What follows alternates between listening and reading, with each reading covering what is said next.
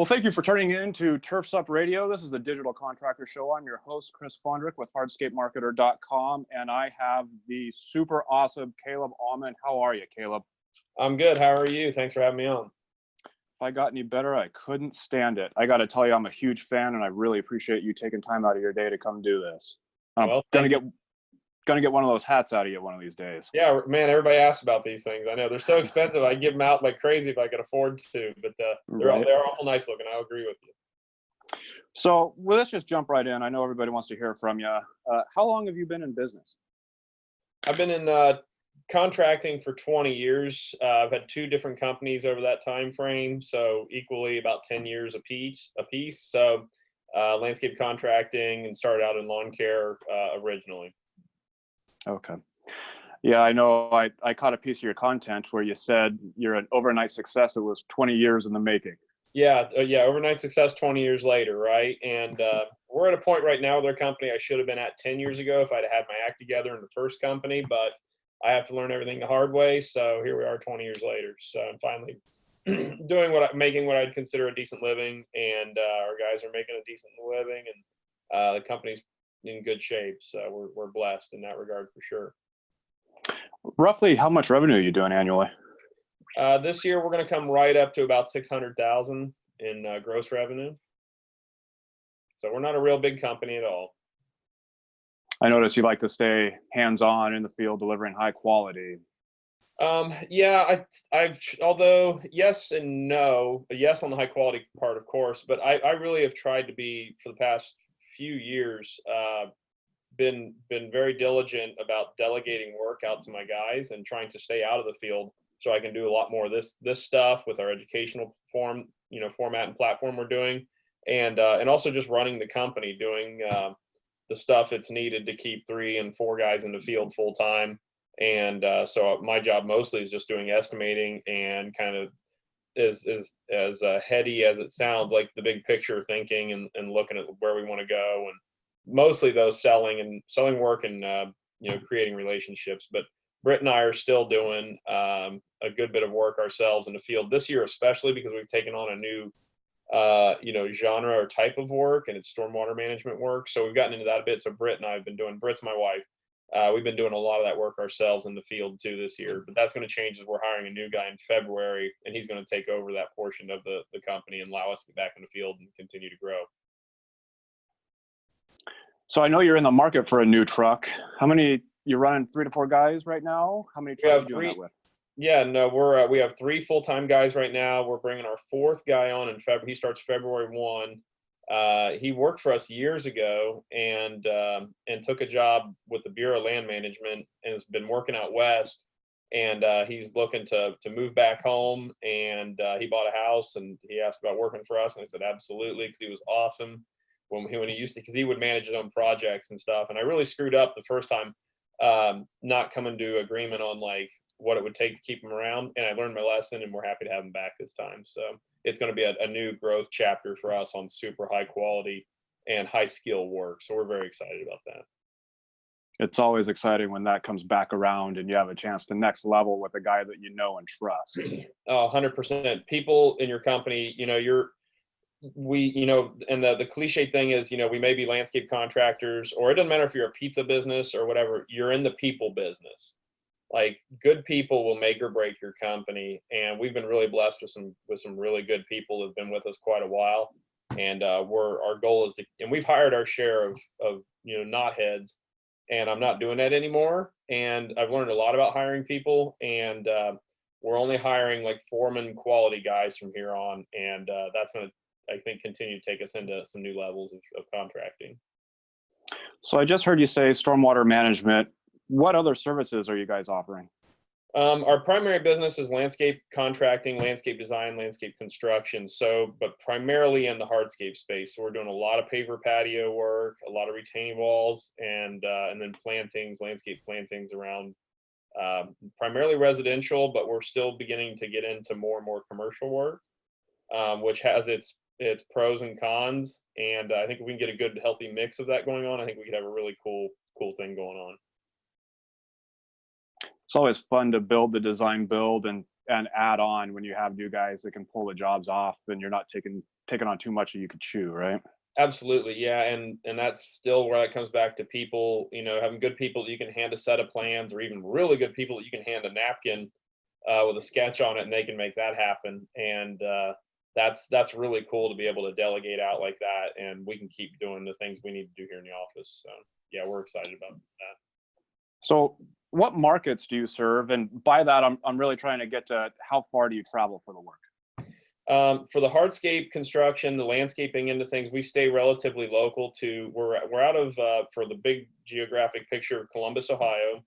We're actually based southeast of that, about 30 miles. And so we serve for our landscape construction work, landscape design work, the Fairfield County area. And we travel, I'd rather work down southern Ohio and southeast Ohio than go up into up into Columbus, just because of the traffic and competition's really rough up there. And so for the landscape construction stuff, we stay down in this area here around, we'll travel about an hour maybe. The commercial stormwater management work, we're traveling all over the state of Ohio for that. And the cool thing about that work is, we can't travel 3 hours away to do a patio project because the travel expenses involved, get passed into the project. But a lot of the stormwater work that we're doing, everybody's traveling to do that work. So everybody has travel costs, in the project. So it makes it competitive, or, everybody can bid at it, and for the most part, and be pretty on par with their numbers. So that's why we're traveling a lot for the stormwater work. And the stormwater management work is everything from fixing like the drains you see in parking lots, like the storm grates and stuff. Those will sink or have sinkholes or failing pipes, or the ones in the curbs, on the street, fixing and repairing those, pouring new concrete around them, stuff like that. To doing new like riparian spillways and stuff like that. We've been doing some neat stuff. Been really into it. It's been a lot of fun. So hopefully that'll be an area, especially with the push on green, the whole green movement and all that stuff. But stormwater in general, and this is something I get in tune with. We're taking all this water that hits the parking lots and buildings, and we're just shoving it downstream and not allowing it to stay on site and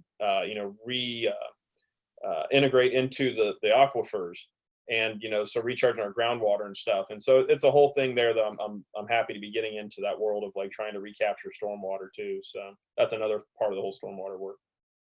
Well, it's definitely the wave of the future. That's awesome that you guys are getting into that. We're going to take a quick break right now, and we'll be back here real soon with more from Caleb Auman.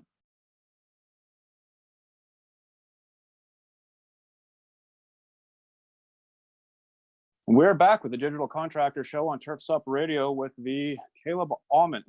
That's it from now on. The Caleb Auman from Auman Landscape. That's pretentious. Okay. It's not because I said it for you. Oh, well, that's flattering. Let's jump into a little bit of background here while I gain my composure.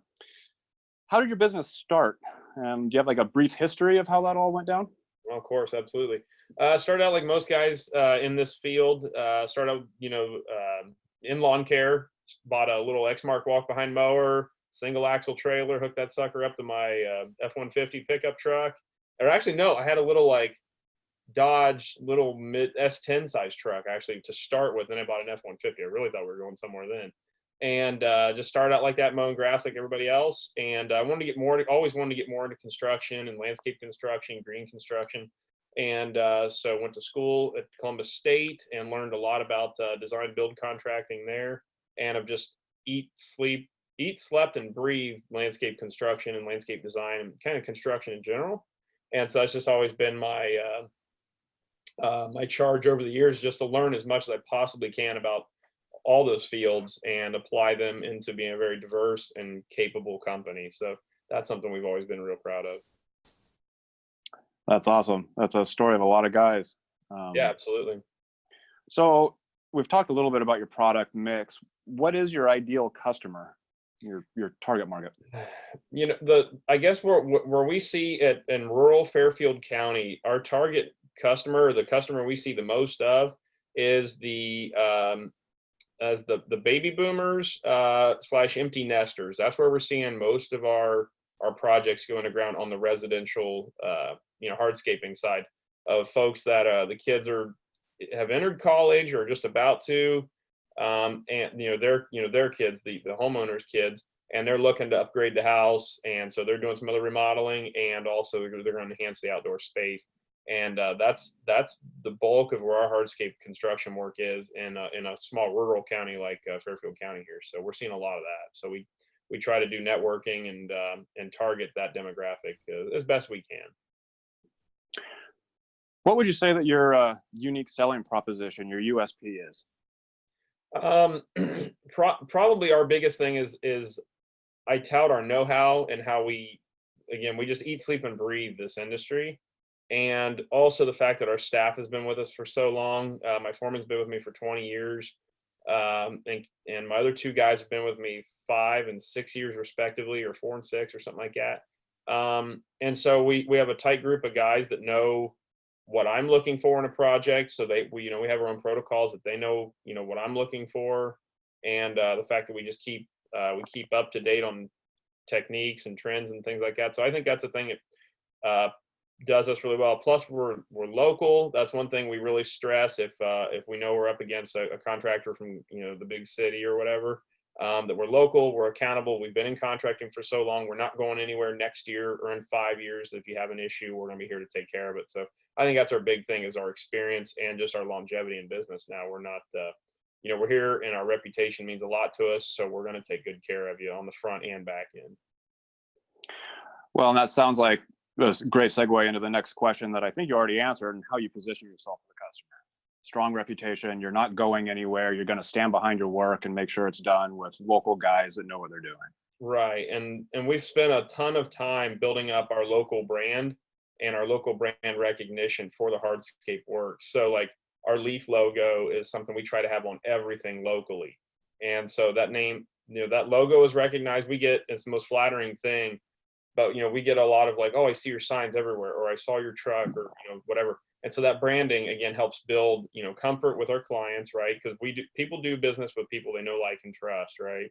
And so we want to be that contractor that is known, liked, and trust. So we spend a lot of effort, time, and money to be locally recognized like that. So. Well, I know that YouTube's going to be a tremendous value to everybody trying to look you up. Where can they find you on YouTube? What's your channel name?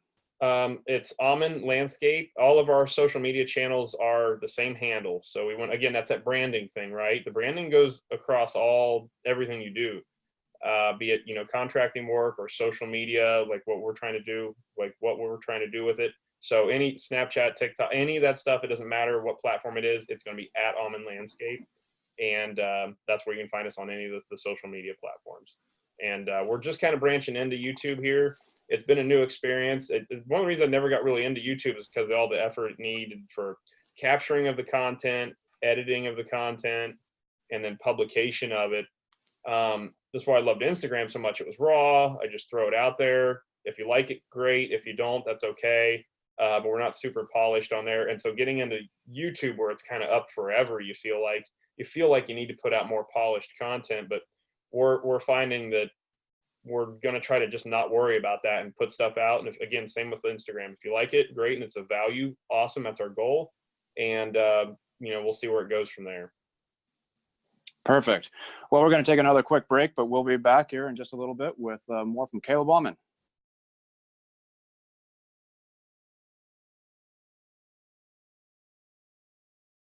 Welcome back to the Digital Contractor Show on Turf's Up Radio. I'm here with Caleb from Auman Landscape LLC, and we do have permission from Britt, the boss. We're going to jump right into your marketing overview. Can you tell us a little bit about what your marketing mix is, and what kind of things you do to reach your target market?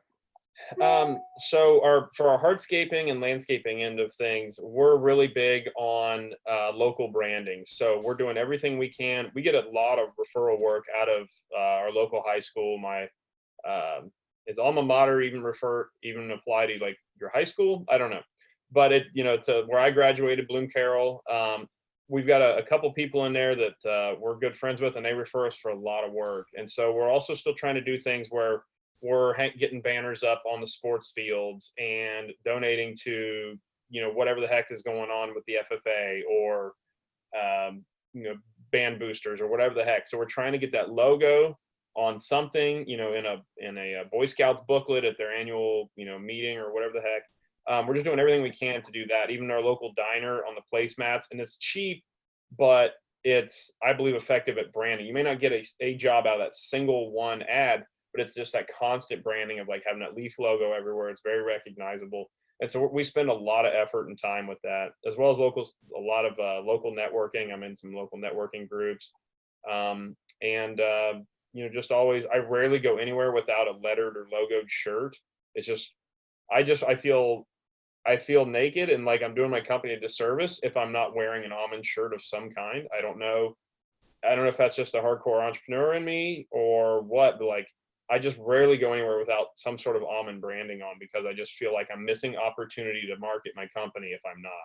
So I'm huge on that. And again, just the branding, yard signs, any project we got locally going on, branding, and then just doing whatever it takes really to keep customer or make a customer happy on a project. Cause it's worth it at the end of the day, just to, for a customer to be happy, especially in a small town, it's huge. Than you quibble over a little detail, you know what I mean? No matter who's in the right. So we're big on that. And it's tough sometimes because either you're right or and I know I'm a consumer when I'm buying truck tires or you name it. So I know what a pain in the butt customer is because I am one sometimes, and so I recognize that, and I always try to call that out when I'm being a pain with a dealer or something. Like, I know what I sound like, but I'm going to ask this stupid question. So I try to keep that in mind of like what it's like to be the consumer, right? So I use that as I guess an empathy standpoint maybe. So yeah. Anyways, long answer to a short question, right? So. Well, community involvement, and I think that's where a lot of companies are missing. They're looking for an immediate gratification on an ROI for marketing money. When how do you quantify supporting a Boy Scout group? Right. Sure. Yeah. Troop. That's what they're called. Troops. Troop. That's right. Thank you. Yeah. So. Yeah, I mean, I'm a totally a big believer on that I don't have to see the immediate ROI on it, because I know it's just constant branding. The reason we recognize Coke, Pepsi, or whatever, it's just you're constantly seeing that logo, you get it. And they haven't changed those logos to any noticeable, effect forever. And so that's just what we believe with our logo. And so community involvement's a big thing with that. So trying to get our banner up or an ad or something with our logo. What would you say, or which marketing efforts drive the most leads for you? I've thought about this question a bit, and one of the things that's been good for us has been networking through good quality networking groups, which is one of the reasons I've wanted to be out of the field. And I've wanted to build my company from an early point to where I wasn't in the field lot, and I was constantly meeting people through the Chamber of Commerce or some other there's a lot of networking groups out there, and you got to figure out like what a good ROI, I guess, is on the time involved in those groups. But I spent a lot of time networking through Chamber of Commerce functions and things like that. So that's been a good one. And also Facebook has been really good for us. That's where, again, a lot of our baby boomer and empty nester demographic is. And so we've done a good bit with organic postings and stuff like that. Just, again, doing live video from job sites. And we'll try to provide value or talk about why a drainage solution we're proposing or putting in is working and solving problems for that client, because that illustrates to potential clients that we are knowledgeable and that we have the machinery and staff to take care of an issue. And it just snowballs and builds good rapport, I believe. Would you say that the networking is also what drives the most profitable? Now that's an awesome point. Absolutely. It really does, because the networking builds referrals, which is immediate rapport, right? And so if you get somebody to refer you, which is why referrals, anytime you refer someone, you're really sticking your neck out for that person. So we really take referrals seriously. And so like you're going to be less likely to be put out to bid to other contractors if you come with a strong referral. And so we get a lot of those through networking and trying to show like we're on the board of, like Britt's on the board of a bunch of different local things, boards and committees and stuff like that. And again, that network, just builds a lot of rapport, and you find yourself up against less competitive bidding in certain situations where it's like we're the only person putting a price in on a patio, and people admit that to me all the time, and I don't know. You should never do that, right? Now it doesn't mean I'm gonna put the screws to you, but you just, it's something you never, as a poker player or something, you would never do, right? Like, I've only got an ace, like you just don't do stuff like that. But what I'm getting at with that is people trust us. And that's a huge responsibility. And I take that very serious because they're spending their hard-earned money or borrowing hard-earned money to do these enhancement projects. And to turn that money over to us, I really feel a huge responsibility to turn a good program or a good project out for these folks. And so I take those things very serious, I guess, is what I'm getting at. So real quick, and I mean, those are all nuggets, like golden truth. Everybody should be listening to that and taking all of that to heart. Real quick, what's a marketing effort that you've stopped in the last couple of years because it just stopped working? Pretty much all print media. A lot of, I mean, there are some. I still don't rule out like the validity of a postcard, like sending a postcard. But we've stopped pretty much all print media for the most part. But it doesn't mean I would be against like sending out like a postcard. Just, oh, that blew up. Sending a postcard with your brand on it real big. And some people argue with me with this. Well, they just take it and throw it away. It's the same thing they do when they scroll over you in Instagram or in Facebook, but you get that little glance of your brand or your logo, and they essentially digitally throw it away, right? And so I would argue that sometimes properly done print ads or print mailing can work, but it's got to be done really well. And a lot of folks try to cram 800 lines of text onto a lot of their print media, and it gets lost in the sea of words, right? So I think print media, if done right, can still be effective, but we really more or less have shut off all of our print media. So. Well, and it depends on the target market too, right? Like absolutely. Content contextual to the audience. Yeah. We're going to take a quick break here, and we're going to be back with Caleb Auman here in just a second.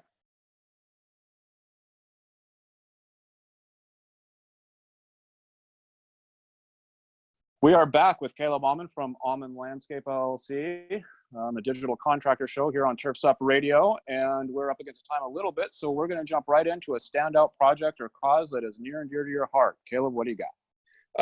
I've thought about this a lot too, because so many projects have so many neat, aspects and things we like about them. We worked on a project last summer, I think it was, where we worked with another designer and contractor, where we built an outdoor children's play area. It was roughly just under an acre of a children's museum. And if you're not familiar with them, it's a facility that they foster like creative play, let's say. So out in the playground, it's logs and beams and earth and hills covered in sod and huge play mulch areas and just all sorts of crazy stuff, sand pits and bioretention bogs and all these crazy things. And we were in charge of, we didn't win the design contest, let's say, but we were able to bid and price out another competing design, which was better than ours, by the way. And which I'll admit, it's cool. I'm not too into myself to admit things like that. And we were able to install it. It was one of our largest jobs to date. And it was such a cool thing to be part of. So we had to do a site development. We subcontracted asphalt paving, bioretention swales, all sorts of cool stuff. It was a neat one. And kids play on it all the time. And our kids see that we built it. It was neat. That is awesome. You'll have to send me a link to their IG. Absolutely. Are they on IG? Yeah. Okay. Yep. Well, we're going to take another quick break here, and we're going to be back with more from Caleb Auman from Auman Landscape LLC.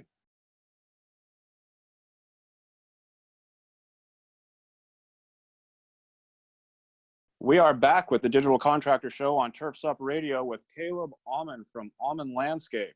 We're going to jump into the digital focus. Imagine that on the Digital Contractor Show.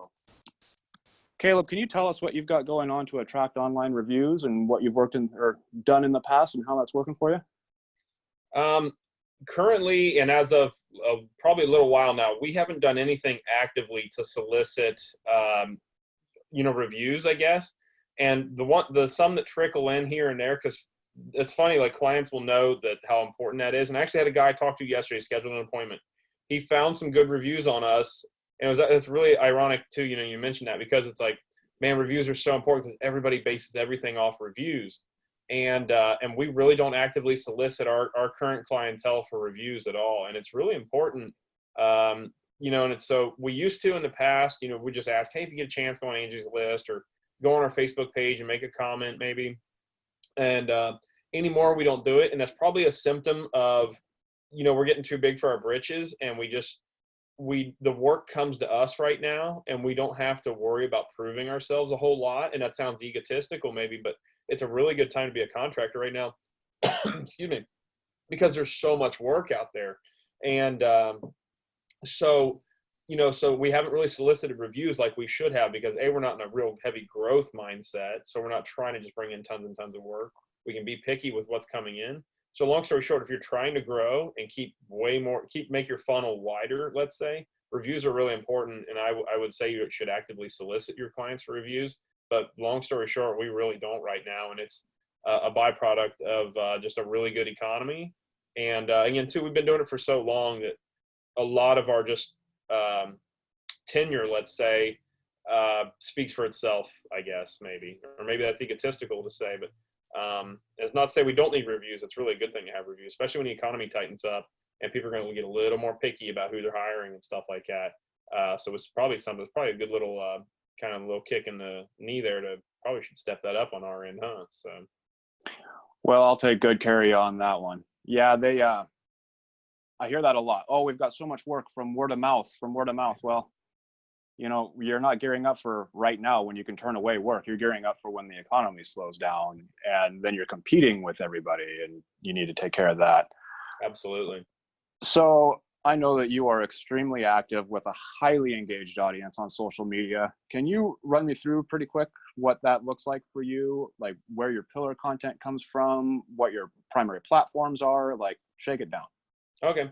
Instagram is my jam. I love Instagram so much. It's raw, it's real. It's my active journal. It's something that I realized I've done this forever. I've done the Instagram daily story thing for a long time. And Instagram documentation before it was Instagram. I was going through a bunch of photos a month ago looking for some content for a speaking engagement I was involved in. And I found all these photos of jobs that we did or things on other projects I didn't like, or dying shrubs or whatever. And it was all in 35 millimeter printed photographs. And so like, I'm kind of OG with it, I guess, of like, I used to do this before even like social media was a thing. I didn't even realize it, but it's my journal. And it's a way for me to get out all this craziness that's in my head and to kind of get it out. And if I can, through my story of doing some really dumb things financially and crashing my first company because of those things, if my sharing of that information and those stories helps someone keep from doing what I did, something so stupid, I totally feel it's worth it to put myself out there and show how big of a dummy I was for about 6 years. And not that I'm necessarily much removed from it now, but the big thing is like, I'm just happy to get out and tell my story. I've really enjoyed it a lot. And so I really consider, like, we have like 4 companies. So we've got Auman Landscape, the contracting business. We've got Auman social media, because it eats up so much time. It's absurd. We have our our educational platform for hardscape construction stuff. And our 4th company is kind of just Auman Family. So just taking care of kids and family stuff, So the social media thing takes up so much time. The way I do it, good Lord, it's crazy. So after IG, how would you prioritize the other platforms for your focus? For longevity's sake, Instagram, YouTube, and Facebook. And I'm speaking from a contracting standpoint from Auman Landscape, the business. Facebook is kind of our priority for actually garnering local work. For just building the Auman media brand, let's say, whatever that is. When I say that, I don't even know what I'm saying when I say that, but and that's the reason I started Snapchat years ago, and Instagram was like, I just started doing it, and I just felt like this is going to go somewhere. I don't know where, and I still don't know where it's going, but here I am talking to you, getting to share my story and hopefully help others from making bad, decisions like I did running a business, or share the knowledge I've learned the hard way, or, how I've lost money, and hopefully help other people from losing money on a project or in contracting. And so here I am sharing that story and helping people with that. And how cool is that? And if it comes to a point where we can monetize that somehow, how cool, right? Wouldn't that be neat to be an educator, right? for something you love and you're passionate about. So that's kind of where we're going, and where it goes, we'll see. If it goes nowhere, that's okay. I'll still be out there probably rambling my daily stories on just whatever I'm thinking at the time, on whatever platform's cool in 10 years or 15 years, or, do a mental download thing, in 50 years, who knows what the heck the future holds. So, spend a lot of time on it though. Are you guys getting into TikTok at all? I'm in TikTok right now. I really enjoy TikTok is my one guilty pleasure. I don't watch TV. I wish I would take more time to read. I read trade journals like crazy, but I don't actually read books very often. We just started a book by Charles Koch last night, The Science of Success. I'm looking forward to getting through that. Very first chapter has been really cool so far. Very motivating. One of those books you feel like, man, we just keep adding good people. We can just take over the world. And that's what the Koch brothers did, is they just kept hiring good people and buying companies, and just like, look, they're huge. They got like 30,000 employees or something insane. And not that I ever have intentions or aspirations of getting big like that. I want to make just a really strong powerhouse of a landscape construction and a contracting company. Just is small, but can take on what work we want, and is known for doing good work and standing by their word and going to do what they say they're going to do, all that kind of stuff. But yeah, so TikTok, I think, to come back around to that somehow, is an interesting platform, because that's the one place I know I waste time. Like, I'll just be scrolling through watching people's creativity, and I really love it. I think it's really neat to see people's creativity of stuff they make, and skits and videos. And so we tried to be funny. So I got on TikTok, I was trying to be funny and make some funny contractor type stuff. Some of it was okay, but I realized my highest view videos were me just doing me and talking about like something I came across that I think is interesting and educational, or like, noteworthy. And those are my highest view videos. And so I guess, at the end of the day, you've got to do you. And I learned that lesson again at 37 years old. So. Right. It works out. Are you doing any email marketing? We did for a little while. We were, especially when we were rebuilding the company, 2009-ish, from my crashing of my first company. We did a good bit of email marketing and some email campaign stuff like that for Auman landscape itself. And that worked out to some extent. It was okay. That's back when we were in lawn care. And so we were looking for fertilizer clients and for lawn care clients. And so we needed a bigger funnel, let's say. Now that we have 3 full-time guys, we do, 30 or 40 projects a year total. Our funnel doesn't necessarily have to be as large, although a large funnel of leads does help you or allow you to be more picky. So email marketing is something we ought to jump back on. We do a lot for our educational end of things. We do a lot of email marketing on that. So. Perfect. Yeah, it's good for a constant touch too, without spamming people. Yep. We're going to take another break on the Digital Contractor Show on Turfs Up Radio, and we're going to be back here after the break with more from Caleb Auman.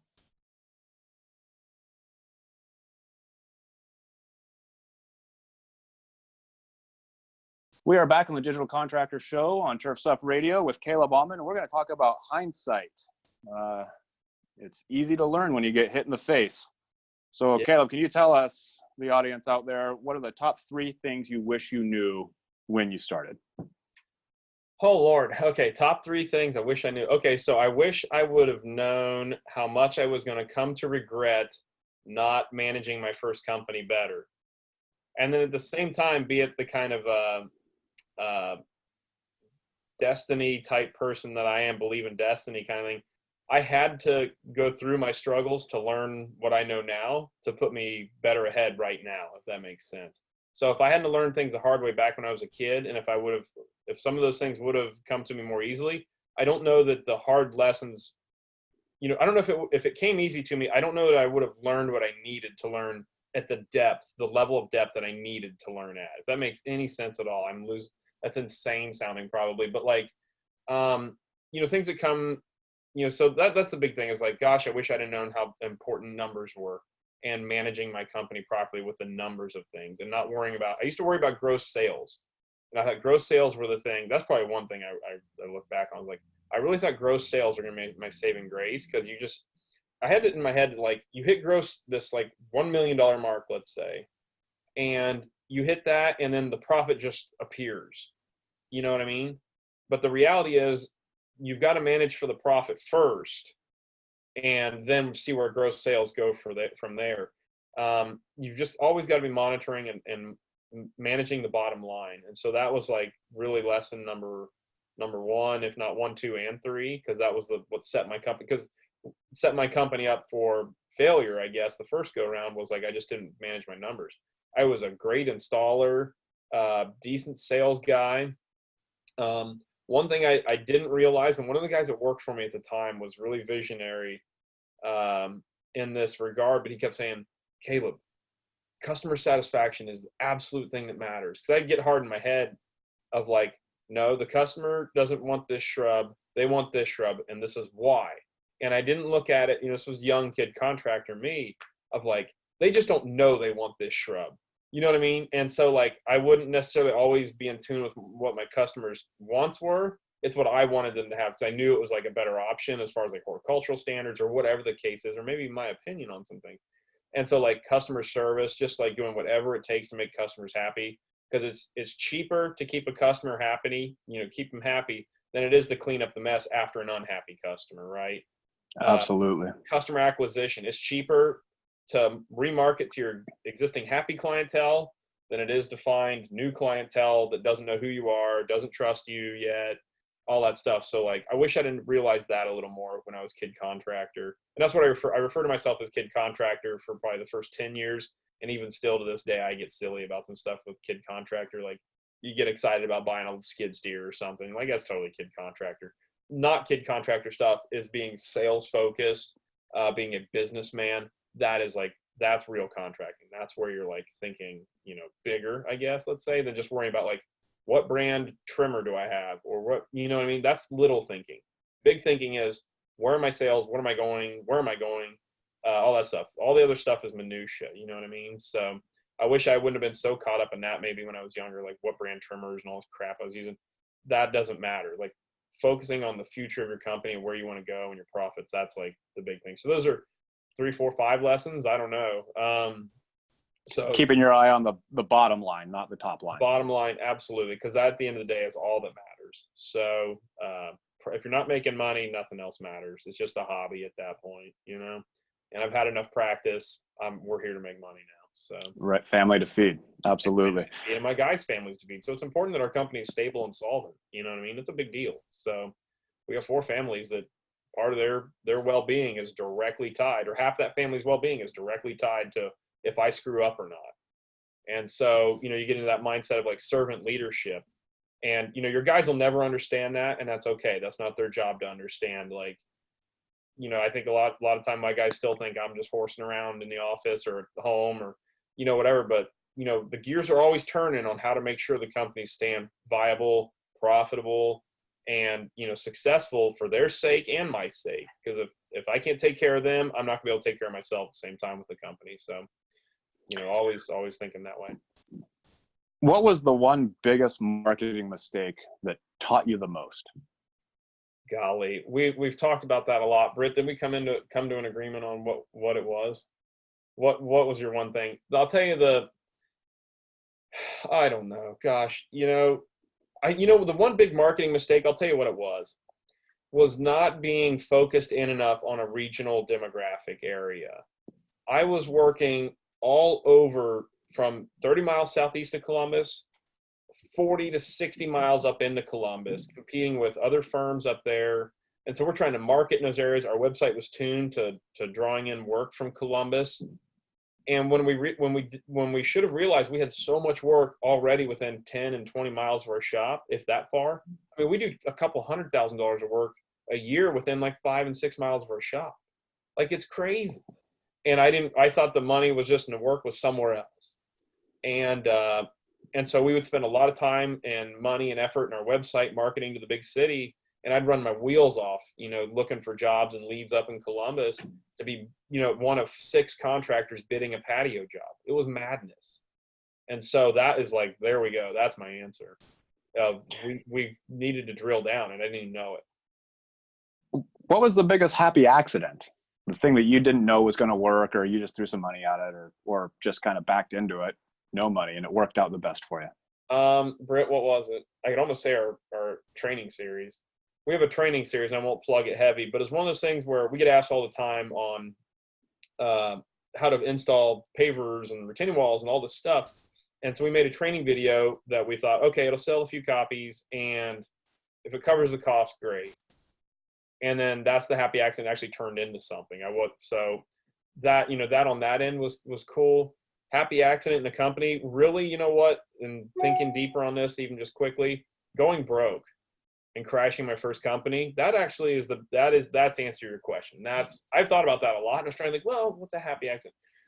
As rough as it was, because it was not happy times, crashing my company was the best thing I ever could have happened to me. As rough as it was, and as embarrassing as it is,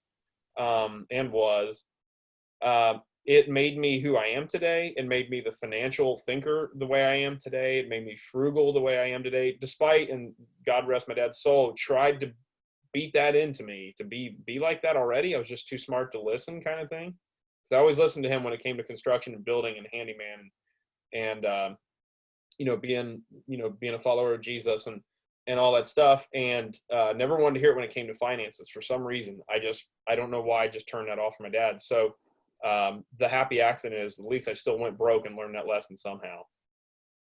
So I'm familiar with your training, and I think it provides a tremendous amount of value. I'd like you to plug it, actually. Where can they find it? Thank you. Appreciate that. Howtoinstallpavers.net is the link that goes to our paver training video. And if you go to that, it'll send you to our retaining wall one. We've got another training one coming out here this winter sometime. I can't release the details about it yet, but we're getting excited to announce it, because it's going to be, I've got the template in my head. I haven't put it on paper yet, but it's going to be killer value. I can't, you can see me smile. I'm so excited about it.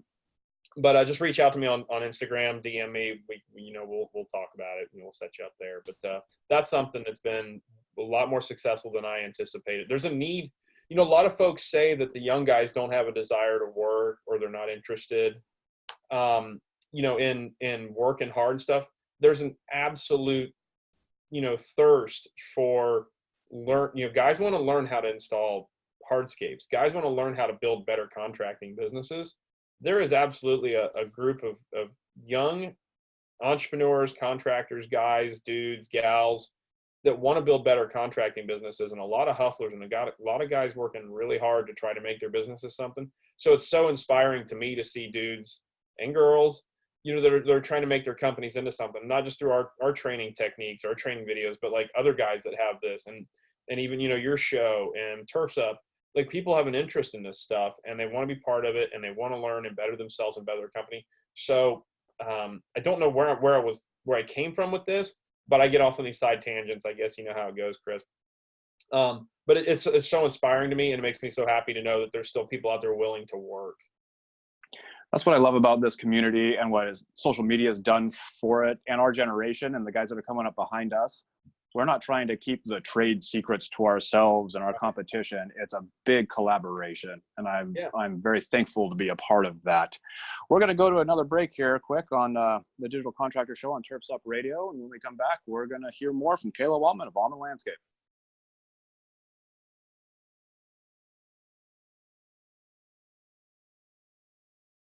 We are back on the Digital Contractor Show on Turfs Up Radio with Caleb Auman from Auman Landscape, and I believe Britt's over there somewhere. She is. I don't know if I can pan over and not blow the computer up or not. She says don't do it. So, but she's over here. Say hi, Britt. Hello. There we go. Words from the boss lady herself. That's Okay, right. so here's a question that I'm sure everybody in our audience is dying to hear from you. What do you say to the owner of a contracting business, or somebody thinking about getting into the industry that is trying to next level their company? I would probably say that the first thing right off the bat, as long as you know your numbers and you know financially what you need to do, find a right-hand man. That's like your next stage. Somebody to get you out of the field or off the truck, off the mow rig, whatever. But find a right-hand man or gal or whatever. You got to say a lot these days, right? But find a right-hand person. Somebody that can manage the field operations and allow you to go out and do the business management stuff that you need to do to grow the company. And you just keep adding those people. You get that right-hand person, a helper then when they're ready. And you just that's scaling, right? You just on a micro level, but you just begin to scale your company, make sure they're solvent, make sure, I used to, and I've seen other companies do this. They bring on people to help them, to help them get the work done. Well, yeah, that's what they're there to do, but they're there to make money for the company. And they're not there just to help you get the work done, no matter if they're costing you money or you're not making the hourly money on them you should. So like my brother actually used to hire some people and be like, well, it's helping me get the work done. Like, were they turning you $70 an hour or whatever you need to? Well, no, they're just helping me get my workload done. Well, that's yes and no. That's needed to an extent, but like when you bring on field staff, they need to be billable labor. They need to be turning revenue themselves, if that makes any sense. So like make sure these people you bring on, they're not just helping you get the work done faster. They've got to be making it make sense, at an hourly rate that they're, now you got 3 guys on at $70 an hour instead of 1 guy at $70 an hour. Not that extra AI comes on and helps that dude at $70 an hour. Now they're both at 35 an hour. That doesn't make sense. They've got to turn enough revenue to be worth their own, being on the crew. It's kind of a long, circuitous way of saying it, but like I know a lot of people will bring on people just to help them get the work done, and they're not paying attention to the numbers. And that's what that ultimately comes back to is like if you add people, they've got to increase your sales, by enhancing your capability to do more work, if that makes sense. So bottom line, not top line. Again, 100%, man. That's all that matters is bottom line. So find that right-hand person, get out of the field, or get that right-hand person and you get out of the field 2 or 3 days a week and you go sell and you go, widen your funnel to start bringing in more of the kind of work you want to do. And don't be afraid to say no. Don't be afraid to turn down work, which is so hard to do. And, all that. So that's that. Kris, what was my next order after that? I forget now. What was I supposed to do? You can't take I love this. Giving marching orders to Caleb Auman. Why don't you tell everybody where they can get a hold of you, the best case, and then where their other options are if, let's say, they're not on IG, Instagram. Yeah, absolutely. Okay, so Instagram is our jam. I keep saying that, but that's where I spend most of my social media time. So our Instagram, Auman Landscape, LLC, that's mine. My foreman has an account, Auman Landscape, at Auman Landscape. If you message him, he'll just forward it to me, but at Auman Landscape, LLC. Then we have all the other social media channels as well. And, hit us up from there, and we'd be happy to talk to you, help you out with anything we can. We try to be the most value-oriented page on Instagram. Sometimes we stray from that a little bit, but we're trying to be a good go-to source for information and, well-being for your contractor self.